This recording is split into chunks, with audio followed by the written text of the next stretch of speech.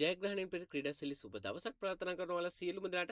ශ්‍රී ලංකා කණ්ඩායම සහ පාකිස්තානු කණ්ඩායම අතර පැවැත්වීමට නියමිත 2020 තරඟ තුනකේ සමන්විත වූ 2020 තරඟාවලියේ පළමුවන 2020 තරඟය අද රාත්‍රී 7ට දඹුල්ල ජාත්‍යන්තර ක්‍රිකට් ක්‍රීඩාංගණයේදී ආරම්භ කිරීමට අවශ්‍ය සියලුම කටයුතු මෙවට ශ්‍රී ලංකා ක්‍රිකට් ආයතනය විසින් සූදානම් කර ඇති බවට නිල වශයෙන් නිවේදනයක් නිකුත් කරමින් ඔවුන් තොරතුරු සඳහන් කර තිබුණා. ඉතින් මෙම තරඟාවලිය ඉතාමත් තීරණාත්මකයි ශ්‍රී ලංකා කණ්ඩායමට වගේම පාකිස්තානු කණ්ඩායමට. මොකද 2020 ලෝක කුසලන් තරඟාවලියට පෙර තවත් තරඟ කීපයක් පමණයි මෙම කණ්ඩායම් දෙකටම ක්‍රීඩා කිරීමට නියමිත වී තිබෙන්නේ. අනුව ශ්‍රී ලංකා කණ්ඩායමට 2020 තරඟ 6ක් පමණයි ක්‍රීඩා කිරීමට නියමිත වී තිබෙන්නේ. ඒ පාකිස්තානු කණ්ඩායම සමගින් දැනට පැවැත්වෙන 2020 තරඟාවලියේ තරඟ 3 සහ ඒ වගේම ඉන්න අනතුරුව පැවැත්වෙන එංගලන්ත කණ්ඩායමට එරෙහිව 2020 තරඟාවලිය. මෙවන් ආකාරයට තරඟ කීපයක් පමණක් තිබේදී ලාංකික ක්‍රිකට් ප්‍රේක්ෂකයින්ට මෙම තරඟාවලිය පිළිබඳව ඊයේ දිනේ සිට එතරම් සුබදායි පණිවිඩ ලැබුණේ නැහැ. මොකද දඹුල්ල ජාත්‍යන්තර ක්‍රිකට් ක්‍රීඩාංගණයේ අවට කාලගුණ තත්ත්වයේ වැසිබර කාලගුණ තත්ත්වයක පැවතීම හේතුවෙන් ඊට අදාළ වීඩියෝ දර්ශන සහ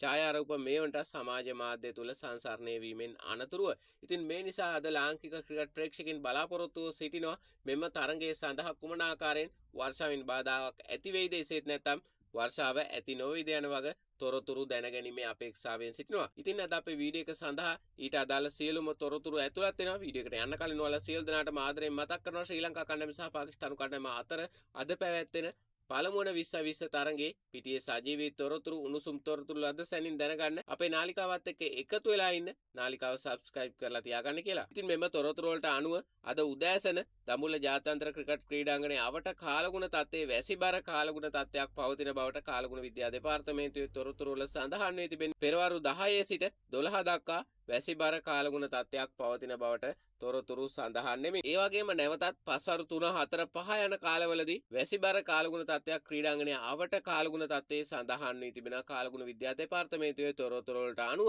ඉතින් මෙම තොරතුරු වලට අනුව තරඟයේ පැවැත්වෙන අතරතුරදී වර්ෂාවෙන් බාධාවක් එල්ලවීමේ අඩු ප්‍රවණතාවයක් පවතින බවට තොරතුරු සඳහන් වුණත් යම්කිසි ආකාරයකට රාත්‍රිය වන විට නැවතත් වැසිබර කාලගුණ තත්ත්වයක් පැවතීමට වැඩි ඉඩකඩක් තිබෙන බවට තොරතුරු සඳහන් වී තිබෙනවා. ඉතින් අද තරඟයේ පිටියේ උණුසුම් තොරතුරු සහ ක්‍රිකට් පිටියේ යාවත්කාලිනව නවතම තොරතුරක් සමගින් නැවතත් ඔයාලත් එක්ක එකතු වෙමින් බලාපොරොත්තු වෙන දැනට සමු ගන්නවා ක්‍රීඩාශීලී සුබ දවසක්.